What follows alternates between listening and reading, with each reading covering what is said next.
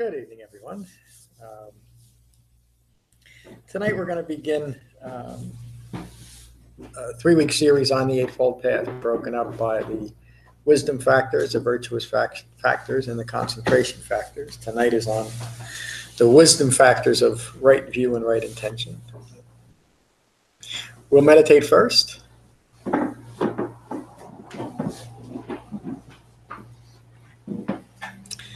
So find your relaxed meditative posture. Gently close your eyes and gently close your mouths. And holding your back straight but not stiff. Your ears aligned with your shoulders. Nose aligned with your navel. And holding yourself very loosely, very gently, very lovingly. Allow yourselves to settle into this room, onto your seats, settle into your bodies, and settle into your minds.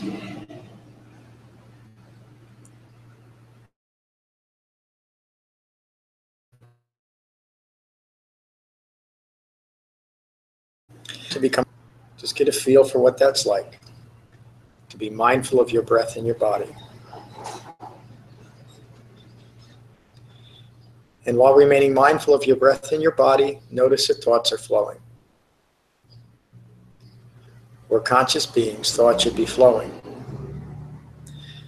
The purpose of meditation is to not be distracted by your own thoughts. So when you find that you're caught up in your thinking again, simply acknowledge that and return your mindfulness to the sensation of breathing.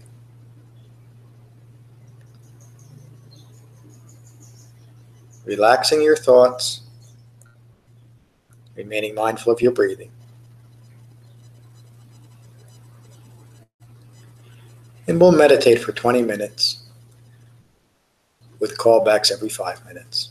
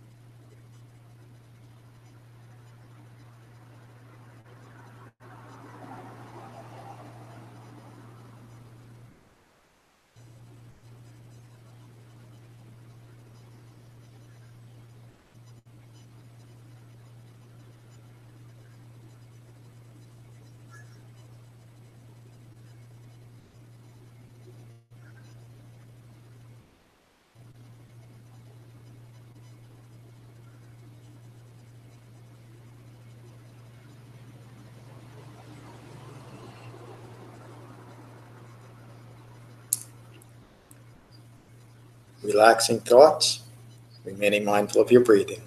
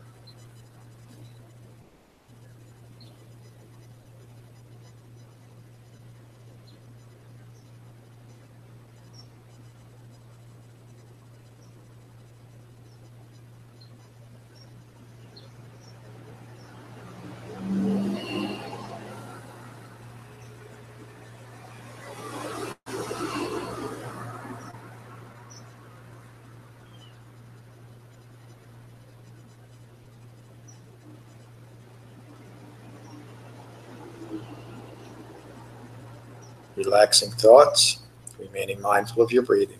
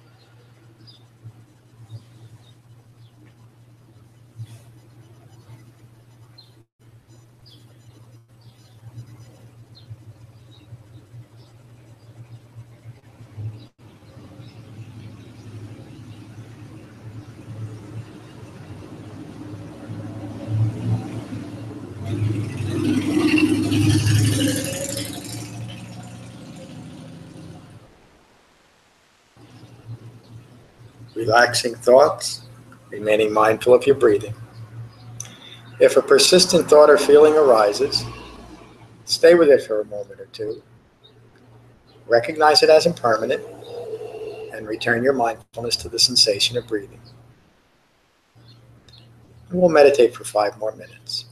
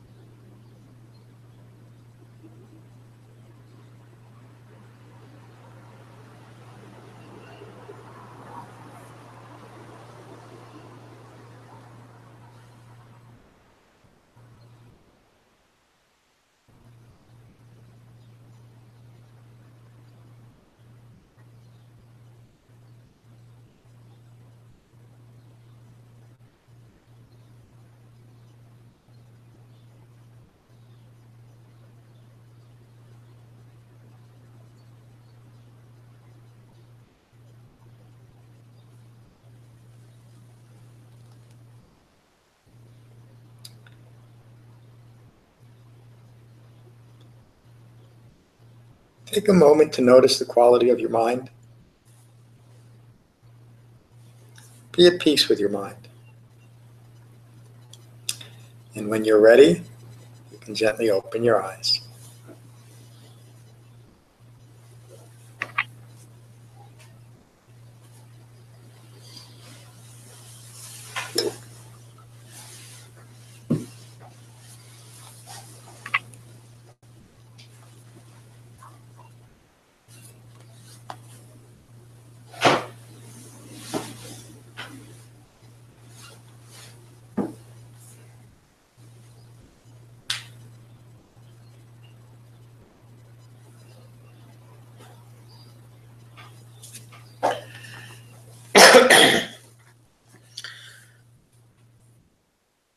So why do we have an Eightfold Path? We need it. Yes, we do need it. We lose our minds with it. What do we need it for? What's its intended application? This is our to guide us to a peace that lasts, happiness, and greater concentration, and better humanity. Anyone else? To make us. I don't mean to act like the teacher with a pop quiz. I'm really interested in. I just need a second. I'm I thought sorry. it was there to make us aware of our clinging, craving, and how to end the. So far, you're all correct. Yeah, to guide us to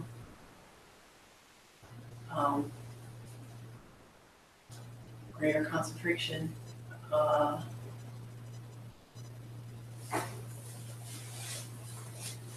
container for meditation. Good. Liz, you want to? Fully mature. Pardon me? Human beings. Gold stars all around. The Buddha's description of or why we have an Eightfold Path. It is for the full comprehension,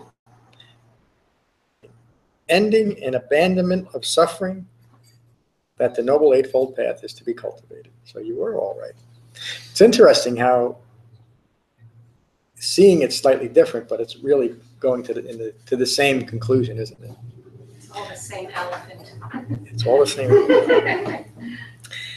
My words. The Eightfold Path is the path to be developed, leading to lasting peace and happiness. It is the fourth of the Four Noble Truths. The Eightfold Path is the framework for Dhamma practice. All 8 factors are to be integrated into the life of a practitioner of the Dhamma. In the Pali Canon, when it makes reference to the holy life, which it does often, the way that I see that, because it's not a religion that the Buddha is teaching, is the whole life. The holistic life simply means a life that is well integrated within the Eightfold Path, the holy life.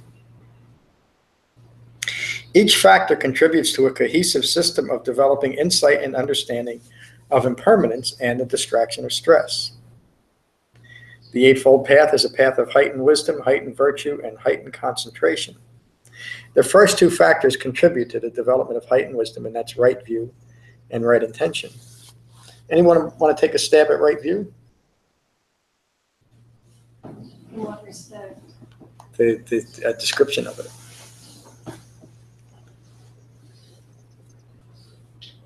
Well, it's based on knowledge of the Four Noble Truths, so it all refers back to the Four Noble Truths. So right view would be understanding impermanence, understanding stress and potential cessation of stress.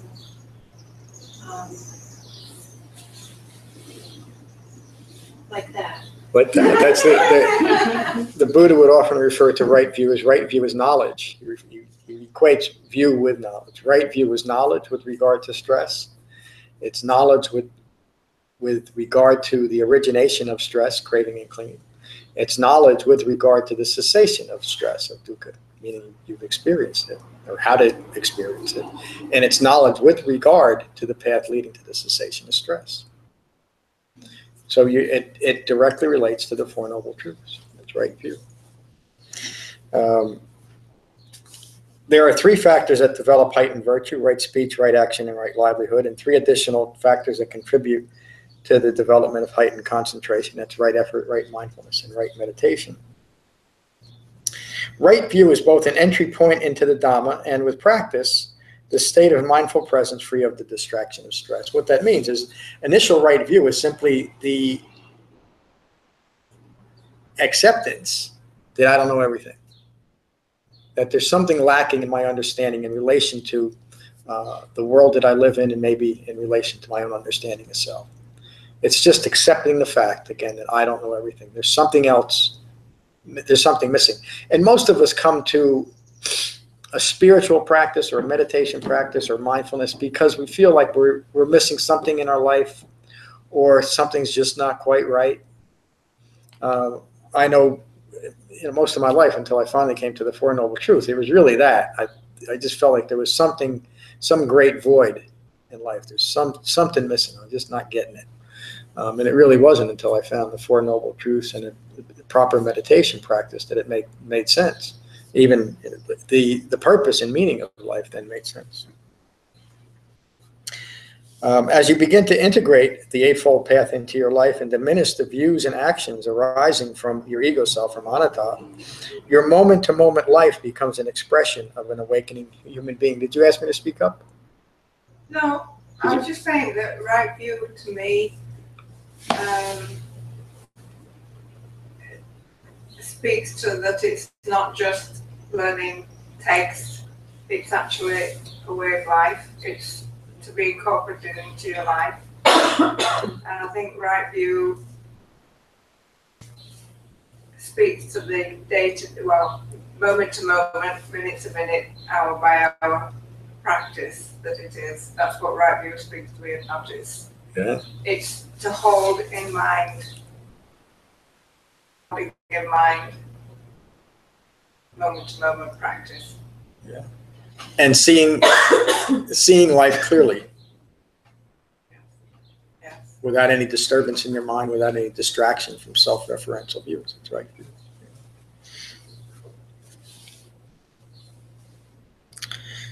Keep in mind that the stated purpose of the Dhamma is understanding the origination of stress and experiencing the cessation of stress. Being mindful of this singular purpose will be a great benefit in recognizing otherwise wholesome activities that are a distraction from developing understanding. What I mean by that is there's, even within, maybe I should say certainly within Buddhism, there's all kinds of practices that have been added to what the Buddha taught, and they're all, I shouldn't say all of them, most of them are wholesome practices. The problem is when we start seeing them as part of Dhamma practice rather than just a wholesome activity, which is really the best way to see things. And what I'm talking about is it might be something like that very slow mindful walking. That's great to do. It's not part of Dhamma practice. Or even something like yoga. Yoga really has a completely different philosophy than what the Buddha taught. That doesn't mean that it's not a wholesome and healthy practice to be involved with.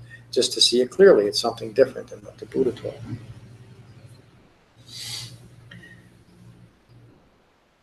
The purpose of practicing the Eightfold Path is to experience the cessation of the distraction of stress. Stress describes the ongoing mental physical states experienced by an ego self in the phenomenal world. Stress ranges in experience from gentle unsatisfactoriness and disappointment to extreme emotional and physical suffering. The Four Noble Truths provide an understanding of ignorance and the pervasiveness of the distraction of stress. You've heard me say often, the Buddha could almost as accurately describe the First Noble Truth as saying there is distraction as he could say there is dukkha, and then getting on to the reasons. And the reason why I say that is it is our preoccupation with dukkha that creates ongoing ignorance. We're simply distracted by dealing with this thing, with dukkha, with getting what we want and avoiding what we don't want. And we miss also, because our minds are thrown into the past and the future in that pursuit, we miss what's occurring, the mundane activities of life, which in effect means we're not really living our life. We're not present for our life as it occurs. And that in itself is a great stressor when you think about it. You're always in a constant state that is not quite relating to what's really occurring, is it? because you're clouding things from that view rooted in ignorance of Four Noble Truths, like Lorna was describing. Right view, you see things clearly.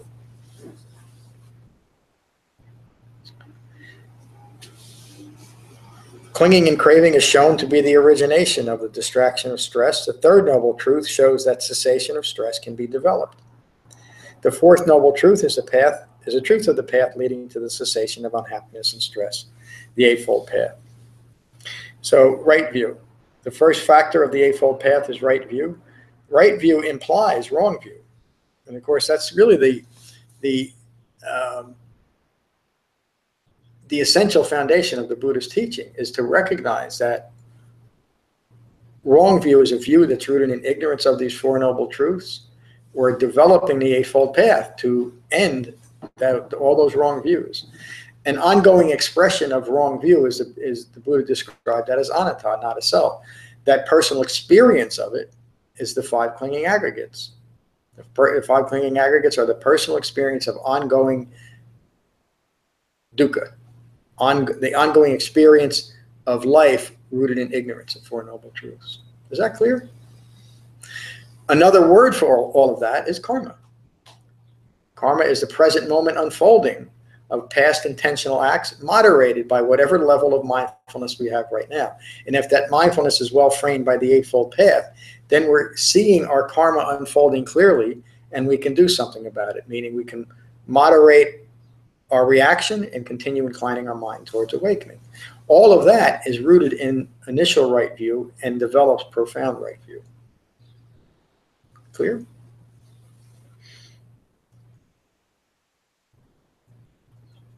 Right view is initially the perspective that your views of life have been lacking understanding and lacking wisdom. This lack of wisdom has given rise to craving and clinging, leading to unhappiness and stress. Answer me, please. Is that last line clear? Read it again, please. I will.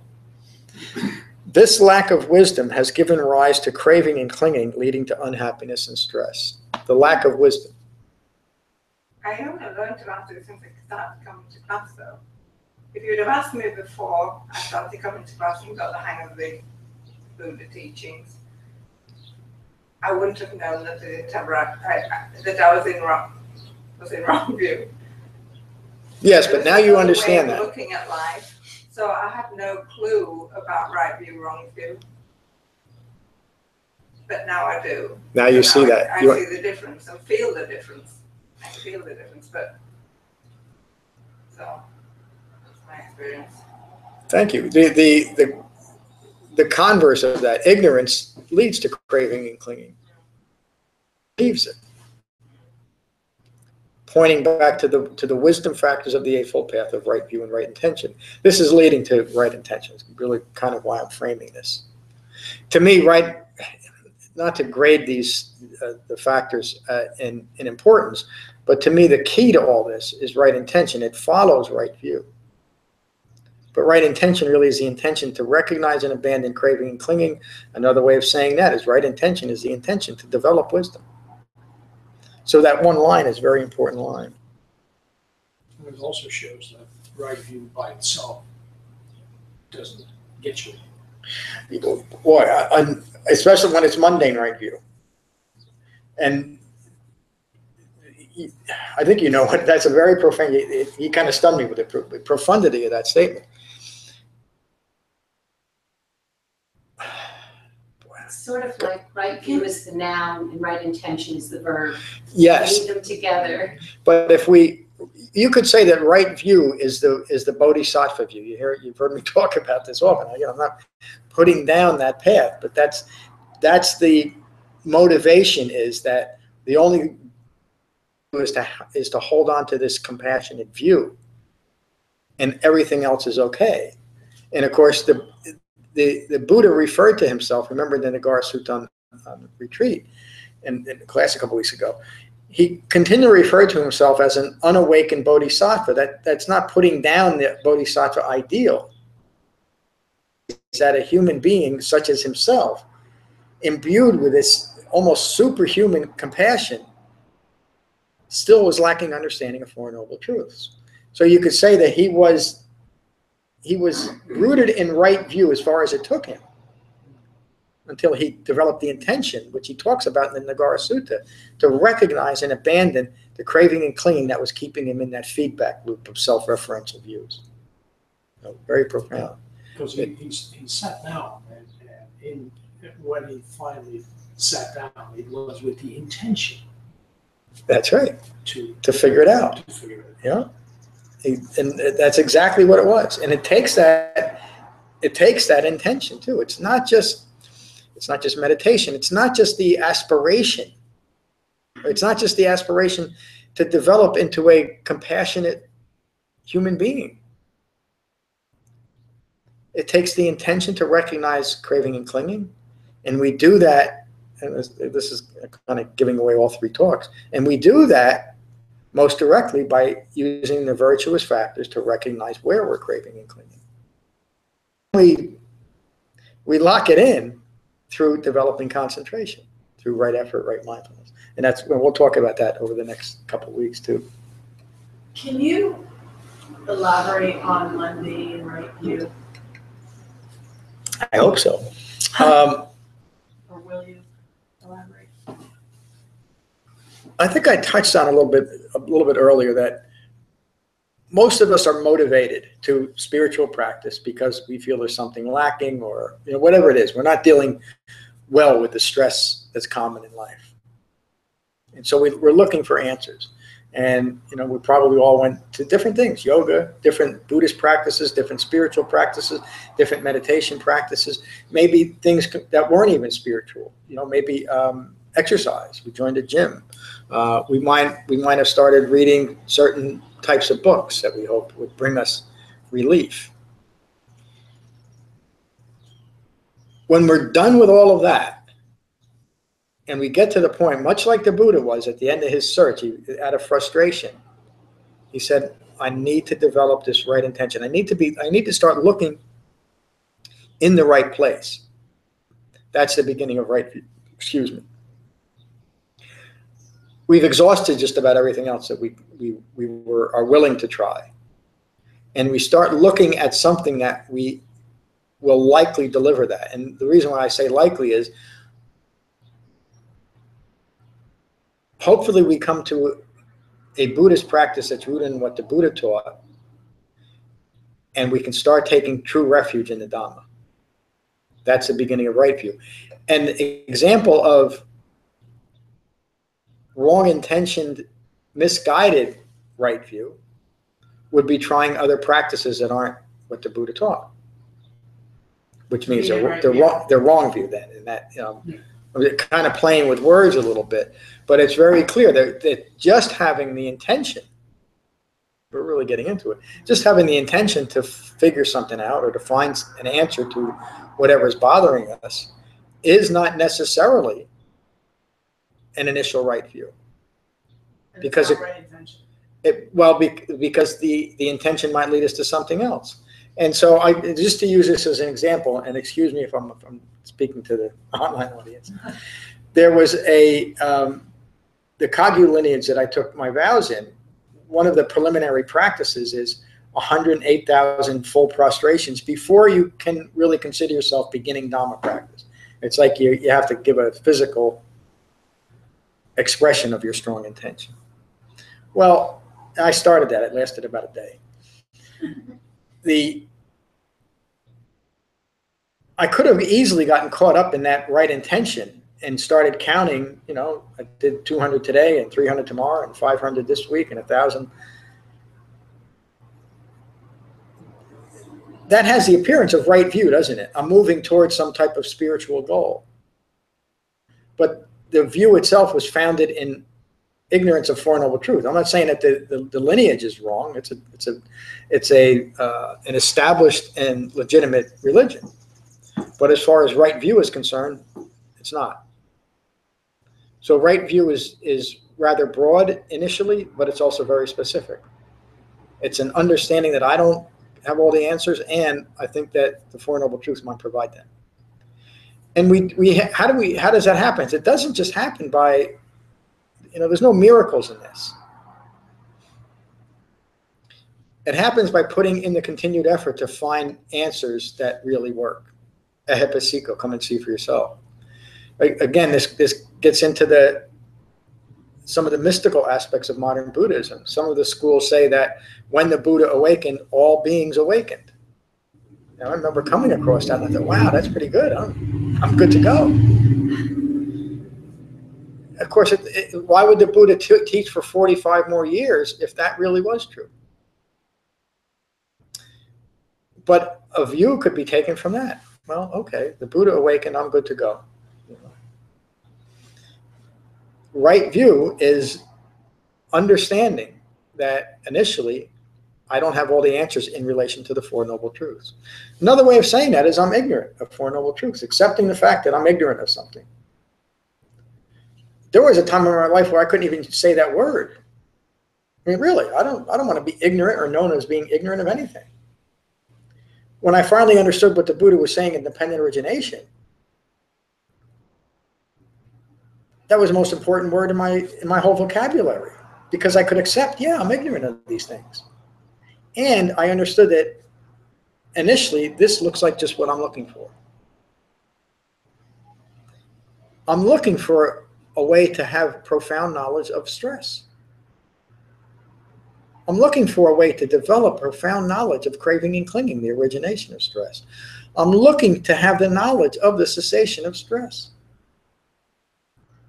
I'm looking for a clear and direct path rather than something that is ambiguous or doesn't seem to make much sense to me. When I finally understood right view, etc., the all 8 factors, I said, yeah, this is a path. This is something that makes sense. That was the beginning of right view. But that would still be only the mundane part of right view. Yes, now you have to develop it. Did that answer your question? I have a lot more questions. I feel like I'm gonna. No, I don't. No, because I feel like maybe it's an offline.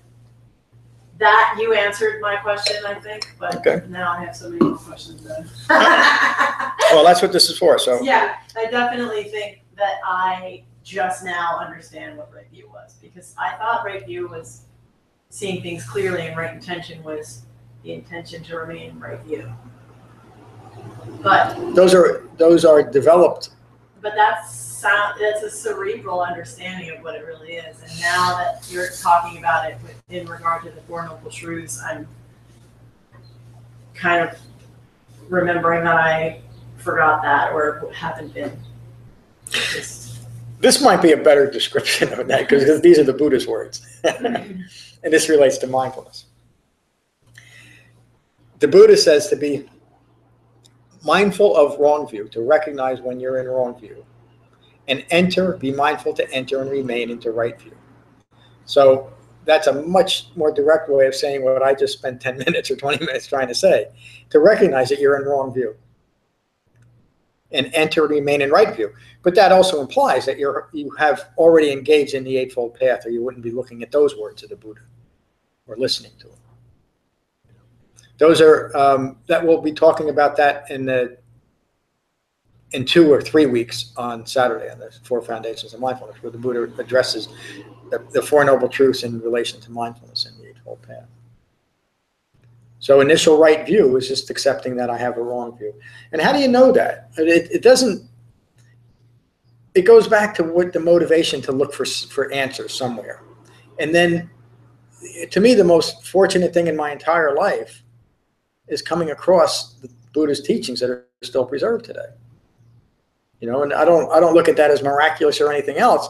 I look at it as a continued effort to find answers that worked for me, because I went through all kinds, like we all did. We've all tried different things. And all of those were still rooted in a wrong view. You know, just like if I want to see what the traffic's doing on Harrison Street and I'm looking this way, I'm not going to find out. It's a wrong view. It's still a view, but it's a wrong view. Is that clear? To me, it seems like so much of wrong view is related to conditioned thinking. Yes, And another, yes. We all have trigger points, and step one happens and you shoot all the way to the end thinking you already know the outcome of a conversation or someone's actions. And so right view is catching yourself in that, recognizing that, and then using right intention to not engage. Yes. All views arising from ignorance are conditioned views. They're conditioned by ignorance, and one can only become more ignorant when holding on to those views, holding on to wrong views, holding on to ignorant views. Remember the beginning of dependent origination. Ignorance gives rise to mental fabrications or assumptions. Immediately, we're in trouble. We're assuming things about ourselves and the people around us in our life that are rooted in ignorance. The next link in that chain is consciousness, but it's consciousness rooted in ignorance. And then again, the Buddha takes that 3 steps further, and then he describes how he got stuck in self-referential views mirrored from that consciousness rooted in ignorance. And he couldn't find his way out of that, like we all can. We all can't is the right word to put on it. One of the reasons why there's aspects of the Dhamma that seem so hard is because it feels like there's a veil. We just can't see it. It's because of the need for an ignorant mind to continue ignoring anything that would change that. That's what and we've all felt that. I think it feels almost like a wall, like there's something holding us back. Ignorance. That's what ignorance feels like in the mind. The Buddha describes that in different ways, but one of the ways is a confining place. We can't see past that ignorance. We're stuck in a wrong view. But once we can say, wait a minute, there's something here that I think will lead me out of that wrong view, that's the beginning of right view. Be mindful when you're in wrong view and enter and remain in right view. Right view initially then would be the view that has the direction that is framed by the Four Noble Truths in the Eightfold Path. And then I would take that one step further. That view would be informed by enthusiasm. You know, that Latin, the root is enthos, inspired. Because you see something, you see a way out. We should, the other upeka, joyful enthusiasm for the Dhamma. Doesn't mean we got to be jumping up and down, but we see the way out. That's an aspect of right view too.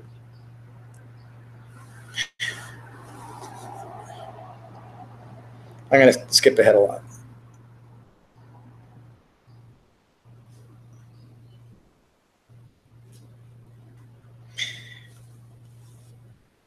Developing right view is developing wisdom. The Buddha describes right view.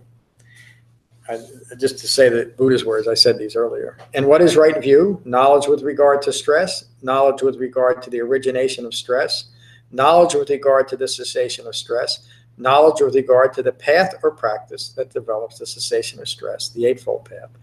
This is called right view. Pretty simple and direct, isn't it? He's describing where we're going with this whole thing. That's an awakened right view. That's how the Buddha would describe an awakened mind in relation to right view. Right view is considered the forerunner of the entire path, the Buddha's words. And how is right view the forerunner? One discerns wrong view as wrong view and right view as right view. Can't be any more direct than that. Huh? We understand. Now, how do we do that? We talked about this Saturday, I think. How does a deluded, you remember this, how does a deluded mind know it's deluded? It just feels Yeah, if you're sensitive enough to be looking at it and recognize that that's an unrealistic state. The Buddha gave us an eightfold path so we could recognize deluded thinking. There's that saying that I wish that stupid was painful. Yeah, it is at times, but yeah. It was painful. That's a good one. Is that a Dutch saying? I don't know where that came from. It's a good one. I've heard it a few times. Stupid should be painful. Yeah, that's a good And it is, actually. It is, but we're not, You don't see if you don't have the framework, you're not astute enough to recognize that this pain is coming from my stupidity or my ignorance. Let me say that again. One discerns wrong view as wrong view and right view as right view. This is one's right view. Remember the talks we had? This is kind of why I'm following with this. The talks, the last 3 weeks we were on, maybe 4, on restraint. And what is wrong view? There is nothing given, nothing offered, nothing sacrificed. There is no fruit or result of good or bad actions. There is no this world, no next world, no mother, no father, no spontaneously reborn beings. No Brahmins or contemplatives who, faring rightly and practicing rightly, proclaim this world and the next after having directly known and realized it for themselves. The Buddha here is describing the ignorance and the consequences of wrong view. Nothing given, nothing offered, nothing sacrificed, means that clinging, craving, desire, and aversion to objects, views, and ideas are maintained. They're not given up. We're maintaining clinging. The greatest sacrifice, especially one that'll feel like the greatest sacrifice, is letting go of self-referential views. It brings us right back to that initial disconcertion with the Dhamma. What happens to me when I let go of all these views? Well, we have to be willing to practice restraint and let go of them. We have to give something up. We have to sacrifice something. But remember, what we're sacrificing to develop right view is like foam on the ocean. There's nothing there. We're letting go of nothing. The only thing we're really letting go of is ignorant views. Why would we want to hold on to them? Because we're deluded. But that's where the framework of the Eightfold Path comes in play. There is no fruit or result of good or bad actions means that there is no understanding of the consequences of delusion. Stupid should be painful, but it's not. We don't realize it. That movie, The Groundhog Day, we get caught up in these life experiences that always end up in some way as unsatisfactory. But we don't know why. Why am I disappointed in this moment? It's because I wanted something to be different than it is. And it can't be. It's not that it should be, it can't be. Something has occurred.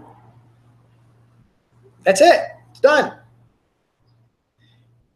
Yet we'll keep going about, I want that to be different. I'm done with the chocolate cake. I need one more piece before I go to bed. You can't. It's done.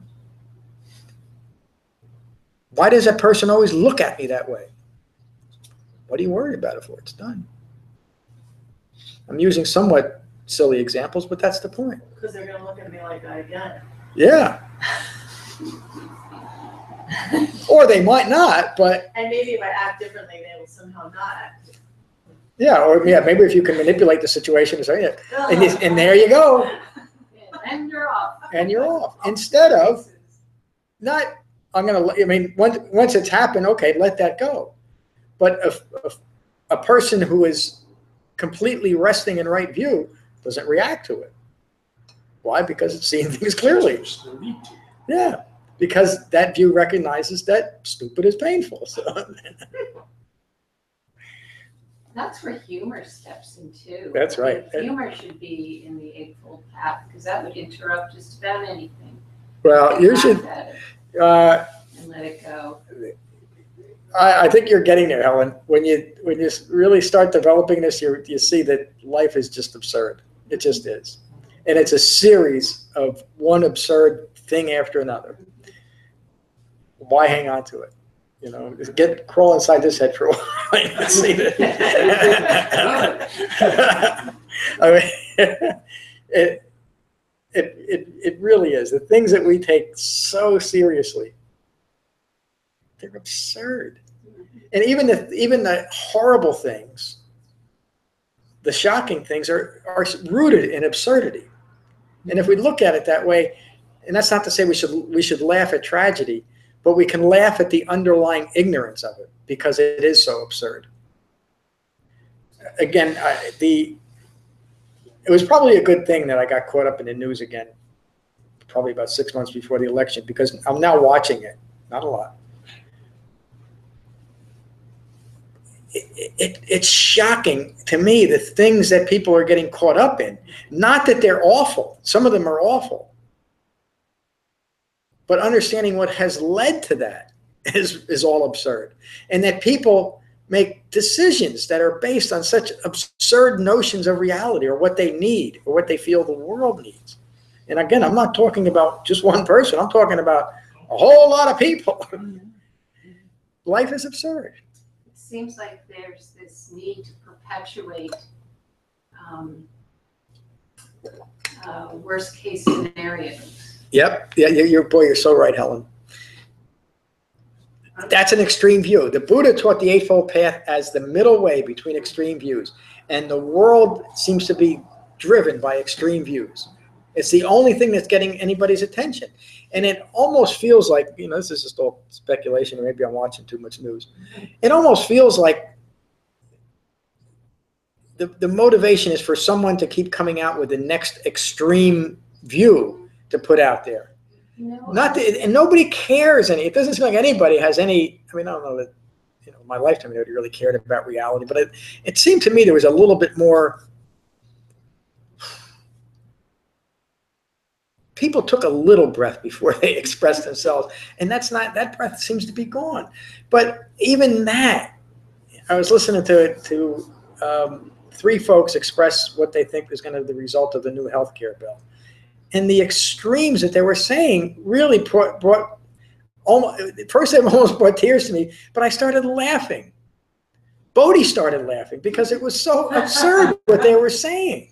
And yet these are people, I don't want to get into a political talk. One of the things that's been happening in general is that it is now profitable to throw out an extreme view. Red herring. Because extreme views will collect eyeballs, as they say.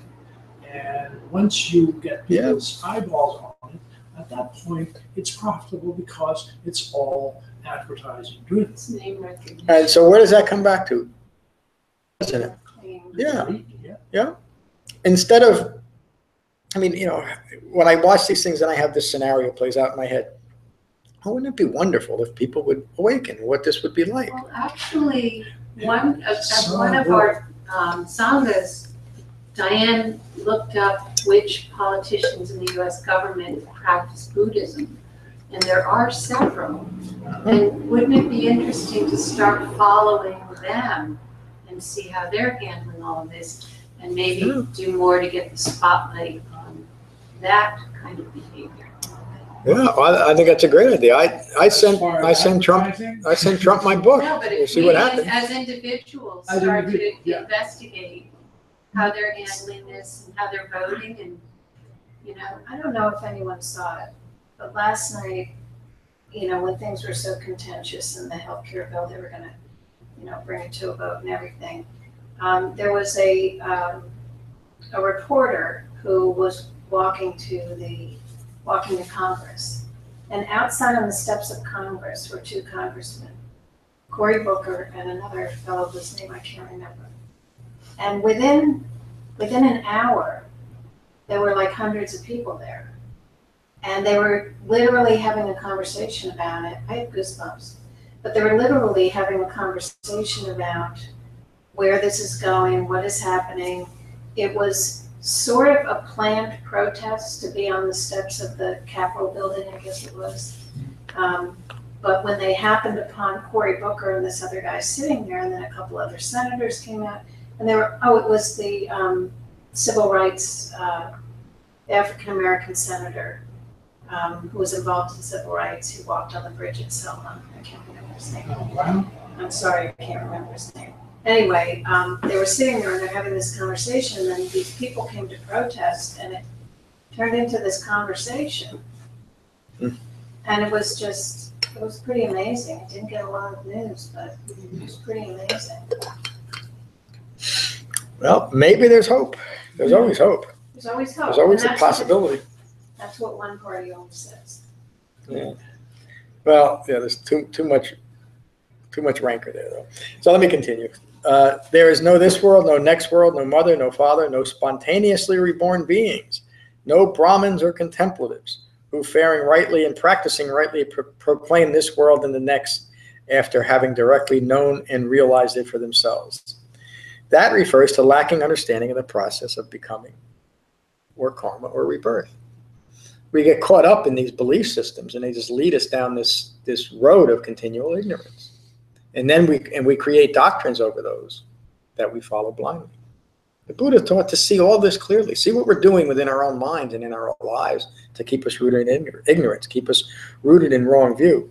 Wrong view is a view that compels one to phenomenal worldly attainment, acquisition, and attachment. Meaning we create identities over what we're attached to, what we're clinging to, what we've acquired, our position, our power, or lack of it. You know, people that have acquired very little create identities over that too, don't they? And that's just as painful as the other. The Buddha lived a life of nearly abject poverty. If you look at it from one view, of course, he wasn't poor at all, was he? He just wasn't attached to anything. He never had more than a bowl of food at a time. And that was only while he was eating it. He never had more than 3 robes at a time. And those 3 robes constituted one wardrobe. In other words, you had one robe, a light robe when it was hot, another robe when it was a little cooler, and you had a heavy robe for the coldest days. It's really one cloak. That's all he ever had. He was probably the richest human being that's ever lived. Huh? Initially, this is getting back to what we were talking about earlier. Initially, wrong view is simply recognized. As right view is developed, actions originating in wrong view are abandoned. It is wrong view that continues to develop karma, and it is wrong view that, due to karma, causes rebirth. And remember how we talk about that. I'm not really concerned about future physical rebirth, but what are we giving birth to in this next moment?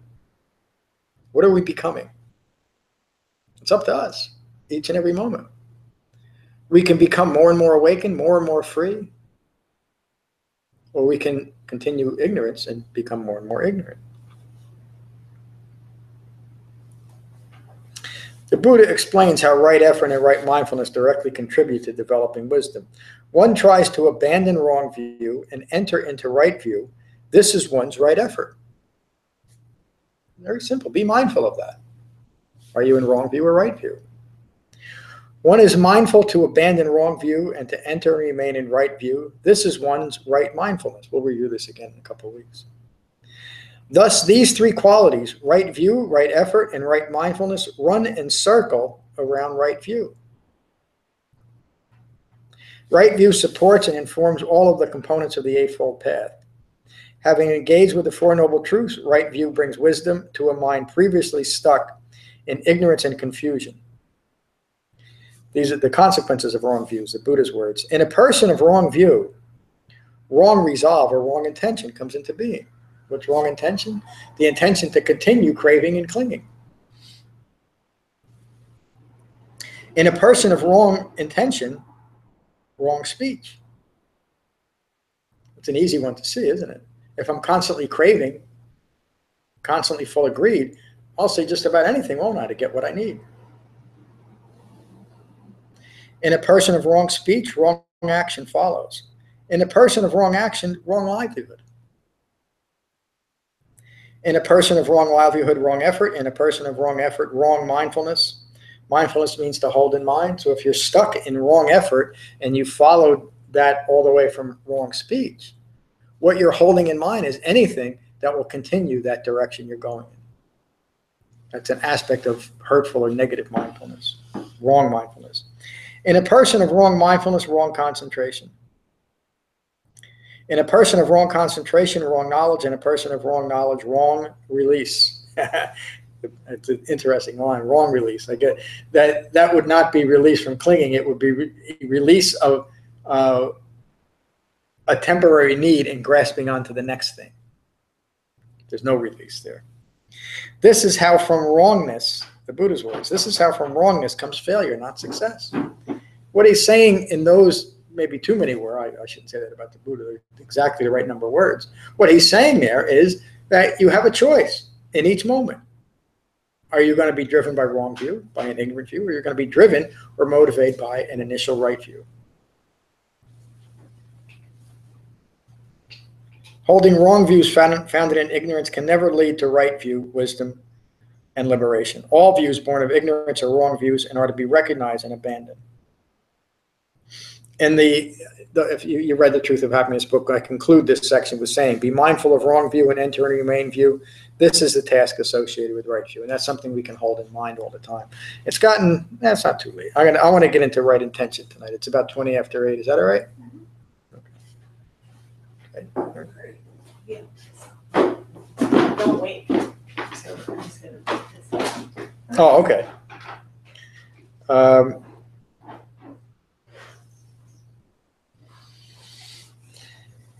Right intention is having the intention to abandon all deluded views and abandon all that would continue ignorance and stress. Right intention is the intention to recognize and abandon all clinging and craving. And it relates directly to this second noble truth. Craving originates, clinging perpetuates dukkha. So the path, of course, would generate the intention to recognize and abandon craving and clinging. That really is the essence of the Buddha's teaching in that way. What's the moment by moment direction in my life? It relates to practice and restraint, to recognize and abandon where I'm craving and what I'm clinging to continue to establish this ego personality.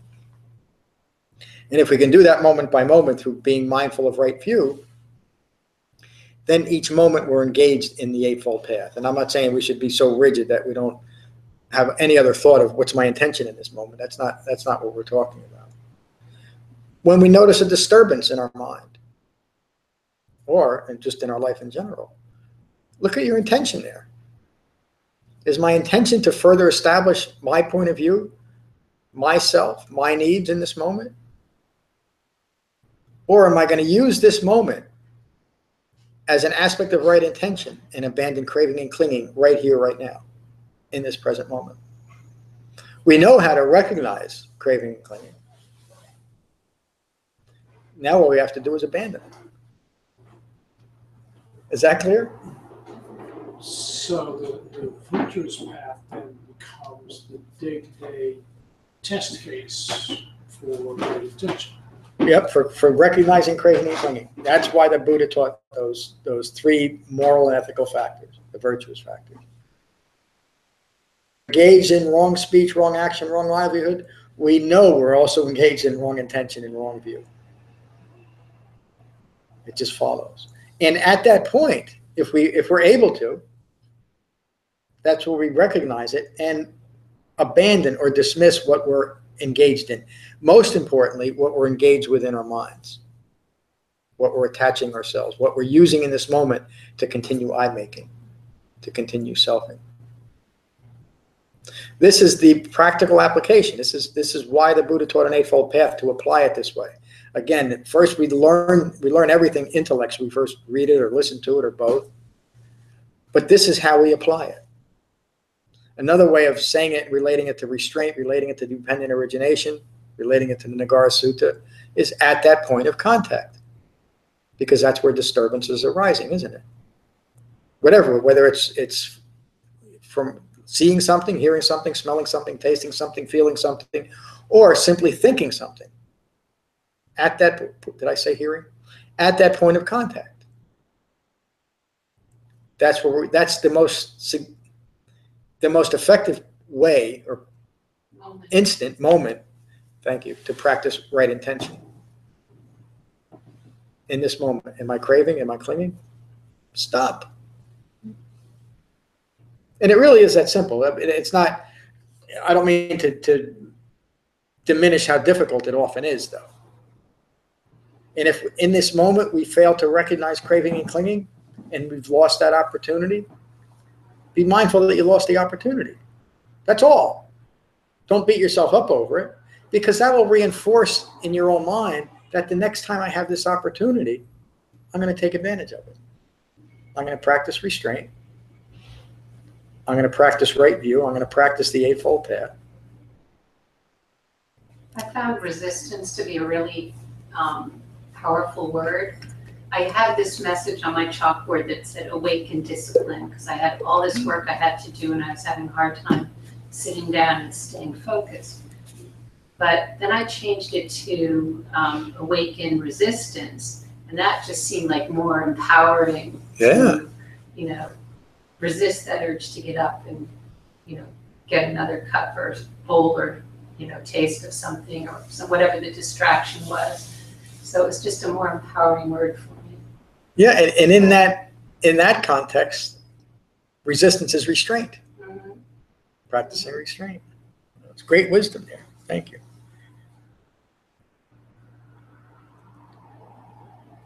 Right intention is also included as the second factor of the Eightfold Path, as it leads directly to the development of the virtuous factors of right speech, right action, and right livelihood.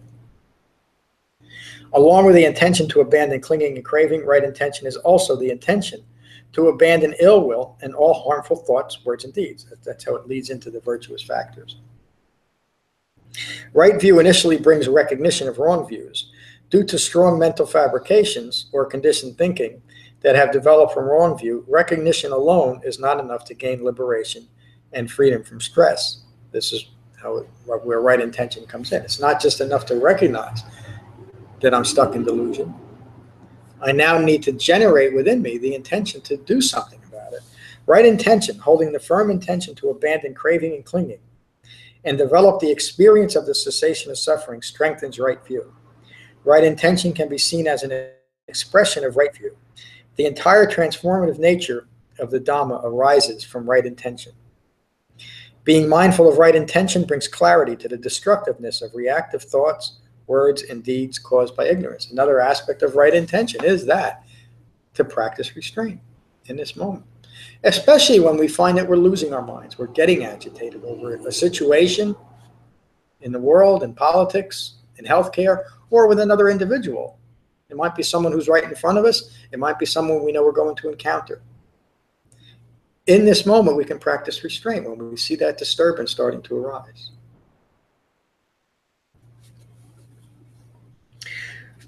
With virtuous and concentration factors of the path cannot be developed. The ego self has too much invested in wrong views to put all wrong views aside without the strong resolve of right intention. The impermanent ego personality will not yield if wrong views are not abandoned and right views developed. Holding the intention to abandon all wrong views naturally brings the mind to the virtuous and concentration factors that we'll talk about next week. There's just one other thing that I wanted to touch on, if I can find it.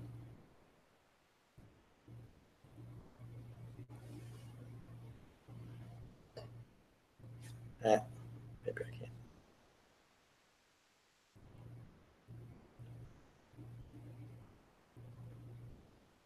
can't. Just to bring up just another minor point, a wrong view of self develops behavior that manifests in non-virtuous ways.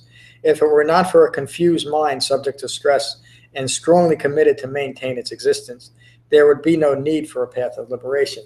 So that paragraph, I just wanted to conclude with that. It's because of wrong views of self and what that self requires on a moment-by-moment basis, meaning that self is insatiable. It always needs attention. We're constantly creating stress in our lives. We're constantly creating disturbance. When we let go of those wrong views, when there's nothing left to establish and defend in this moment, we're at peace. That's not annihilation, is it? It doesn't mean that It's liberation. It's liberation. It's one of those things, because of ignorance, it's really hard to understand what happens when I let go of all these self-referential views, when I let go of everything that is rooted in ignorance, because it's all that we know until we've used the Buddhist terms, until we've crossed the other shore, until we've developed profound right view. But it's a leap of no space. What's that? I'm thinking of something.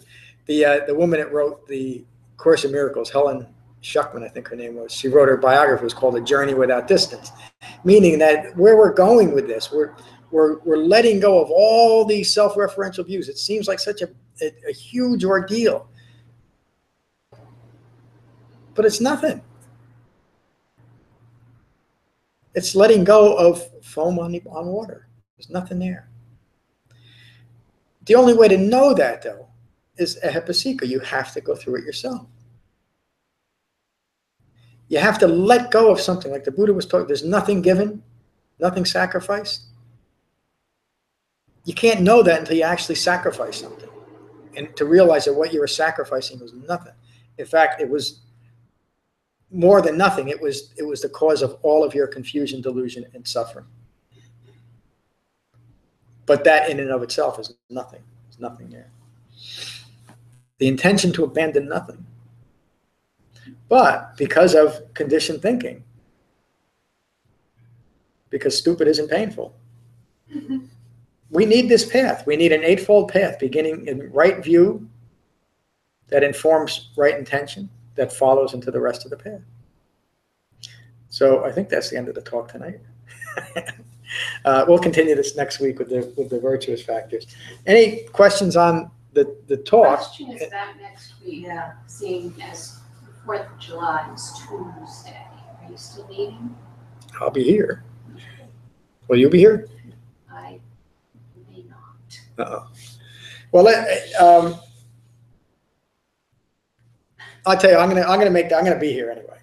So if there's most of you aren't here, I'll talk about something. I won't have any trouble coming up with something, and we'll continue. Well, I'll tell you. Let me put it this way: we'll continue this in 2 weeks. There'll be a class Tuesday, but it won't be on the virtuous factors. July 4th. What? It'll be on July 4th. It's got. You know what?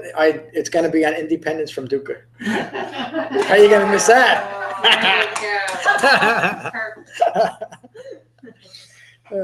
Okay, let's go around the room. Ron, good to see you. I don't think I can add anything to this. This was great. I'm glad it was. I'm glad you were here. Helen, good to see you tonight. Thank you, John. Good to be here. One thing that I was thinking that kind of pulls on that karma thing is the more we're aware of our own conditioned thinking and conditioned behavior and those of the people, just say in our immediate circle that we might deal with on a regular basis, it seems like we can put that in perspective and sort of anticipate where that conditioned path leads so that we can preempt it and just stop and stand and hold our ground and not go down that path. Yeah. So it's, to me, that's the wisdom, that you can, it's not just a noun, it's a verb. That's Yeah. That's the wisdom of restraint. And you know how to apply it, which is also the essence of mindfulness. No matter what's occurring, you're able to be mindful of the proper response. You're seeing the situation clearly.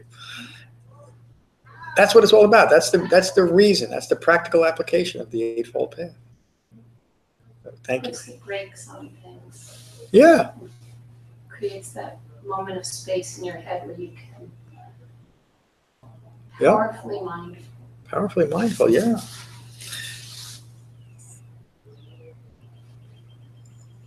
You're living you're maintaining a mind of equanimity in a situation that is not all that equanimous. How's that for a word? It's not all that peaceful, but you're able to maintain a peaceful quality of mind. Again, it's the essence of the Dhamma. The Buddha didn't say, develop the Dhamma and there'll be no more dukkha in the world. It don't need it to be any different. And that's a perfect example of it. As a consequence of living in the world, there's all kinds of things that we have no control over, floods and all that stuff, and crazy politics and crazy rules, and all. It's always going to be part of the world. The Eightfold Path doesn't change any of that. It simply allows us to see it clearly. And another aspect of rebirth, we cease creating the. I don't want to get into this tonight, but we cease creating the conditions for having to be here in a world that is prone to suffering. You don't have to come back. I have one other kind of off-topic question. I notice that when I'm meditating, a lot of times I feel like I can feel brain activity, and it's mostly in the right hemisphere, in the left hemisphere, and I was just wondering if anybody can shed some light on my brain. I mean, just in a very general way, meditation is known, not just this meditation, any brain relaxing technique is known to start balancing the hemispheres of the brain. There have been all kinds of studies over that. So it may just be that you might be having that physical sensation of your hemispheres coming into sync. That's just it. Feel their brain. Yeah. I mean, I feel like it sort of feels like thoughts, but I'm not, they don't have any form. It's just kind of, There's activity in there. you know, like John always says, thoughts should be flowing. It feels like kind of like a Rolodex of blah, and just trying not to like grab onto any of them is usually my. Thank you. Jen, good to see you Good to tonight. see you. Oh, glad I came tonight.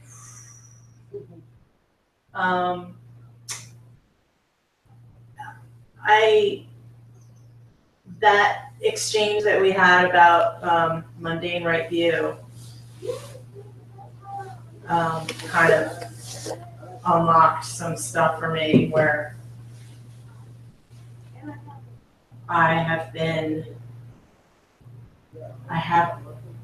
like I've developed a conditioned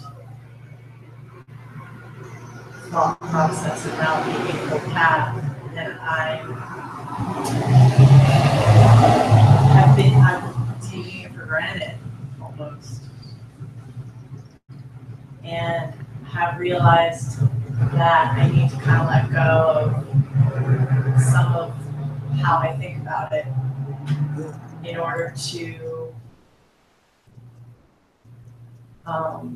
get out of conditioned thinking in my day-to-day. And just to try to give a little bit of an example, I just had, when I said that right view, what I thought right view is, and how I was thinking about right view and how I was thinking about right intention, it was almost like I was just taking those two things for granted. And I've been feeling very restricted in the last like 6 months, distracted, agitated, knowing that I'm in conditioned thinking, trying to use my cerebral understanding of the Eightfold Path to get out of it, and it locked me back in to get more conditioned thinking. And it's like I didn't take the step all the way back to I am ignorant, which is a relief. Isn't it? Such a relief. I am ignorant and I have an ego. And I am responding to this situation from ego, and that is it. And somehow my conditioned ideas about the Eightfold Path wasn't letting me get all the way out of the stories or all the way out of the experience of dukkha. So hopefully, try not to cling to this current moment of what's it called? Where everything's calm. Equanimity. I'm there again, which is nice. There's a great line in A Coal Miner's Daughter where she says, I'm not stupid, I'm just ignorant. Yes. Isn't it amazing? I mean, what you're describing, Jen, is just the process of developing the Eightfold Path in a very profound way. But isn't it amazing how the strategies that Anatta will come up with to maintain ignorant views? Yeah.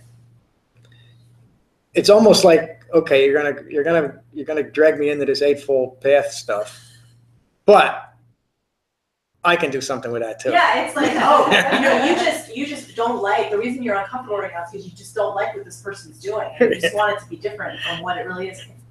You know, that's not far enough out of it. That's the feedback loop that the Buddha was talking about. But you have to have developed enough of mindfulness of the path to see that. Though. That's a pretty subtle understanding right there, to recognize that. You know, the next step the Buddha described was his awakening. So you're right there. You know, sometimes you just have to clean the windshield a little to see where you're going. Well, it really is. It's just like that, though. It's just some dust on the windshield. It's not what's holding us back from a mind of lasting equanimity is nothing, except ignorant views, and they're nothing. But they seem like something. Liz, good to see you tonight. Good to see you too. It's good to be here. Yeah, it's just recognizing that whenever you're in that feeling or moment of confusion or dissatisfaction, to take that moment to reflect on where the ignorance is coming from, and then to apply the Eightfold Path in whatever way it needs to be applied to. So it's and by doing that, making that recognition, you break the feedback loop. Yeah. And I was talking to Lorna earlier, and I was just having a cloudy kind of week, and you know, some days it's easier than others to acknowledge all of this truth, and but to just skillfully go back to the Dhamma. If you're questioning, if you find yourself questioning why something isn't different than the way it is, go back and see where it sits. Find a different way of dealing with it. Let it go. You know, all those things. So it all comes back to the skillful use of the Dhamma. It all does. Every time. Yeah. Good choice of words too. A skillful use. It's a skill that we develop. You know, rooted in concentration. You know, that's the first skill. The next one is mindfulness, and then it's using those skills to maintain the Eightfold Path as the framework for our life. Just like skillful use. Thank you. Lorna, good to see you tonight. Good to be here. Good to see everybody. I feel like there's been a lot said tonight with your teaching. I think you got really kind of deep into it, and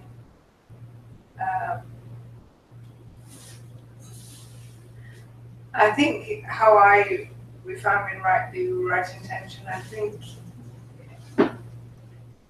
when you're in right view, that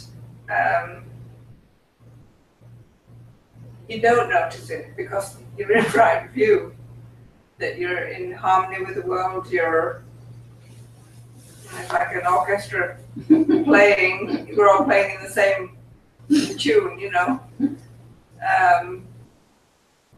So I think sometimes you're not aware when you're in right view because you're in right view. You don't have a conflict in your mind. So you're not No right chatter. view. And in my mind, anyway, I'm more aware when I'm in wrong view because I have a disruption in my mind and agitation in my mind. Yeah, So stupid is painful. I'm sorry? Stupid is painful. Yeah. You recognize it. I'm more aware of wrong view, when I'm in wrong view that way. And I looking back, I can see that I'm in wrong view in my life less and less. That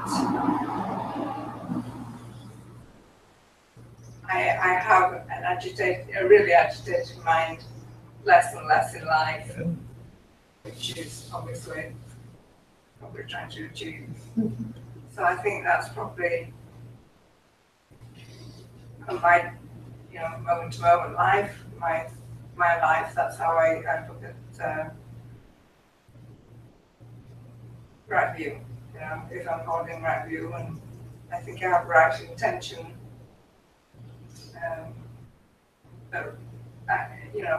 Right view, I think I notice wrong view more than notice right view, and I'm not noticing wrong view less and less. So that's my report. Thank you. It's a pretty good report. Things are going well. Yeah. The 3 years ago or so, you probably would have said just the opposite. You wouldn't even been able to comment on right view because it wasn't something you understood. But when we're constantly stuck in a distracted mind, that's all that we know. We don't know that there's anything different than that. You know, it's just slowly boiling in a pot of water. You know, you just don't realize it. I didn't. You know, I couldn't understand why was I so upset. You know, even as my life started to get better and I was developing a business and all that stuff and getting married, and the outside was wonderful, but the inside was still stunk. Because it was all outside stuff that I was using to make myself happy, and it didn't work. The Buddha realizing it, think about it. The Buddha left a palace. He had everything. Yeah, this is a confining place. It's not doing it for me. And then he gave away everything, including mostly food, even air. He was doing these breath exercises. That's another extreme view. And both of those views, the reason why they're extreme views is because they were used to establish a self-identity. I'm the greatest meditator, I'm the greatest ascetic, I'm the greatest prince. And in the Gara Sutta, he talks about recognizing all of those things and getting stuck in that feedback loop until he developed the strong resolve to get out of it. Notice in that sequence where it comes, it's the sixth factor of dependent origination. And when you interrupt any one of those, the whole chain of dependencies falls apart. Reawaken. Can I just add one thing? Sure. I think when I go into a wrong view, a lot of the situations are just habit.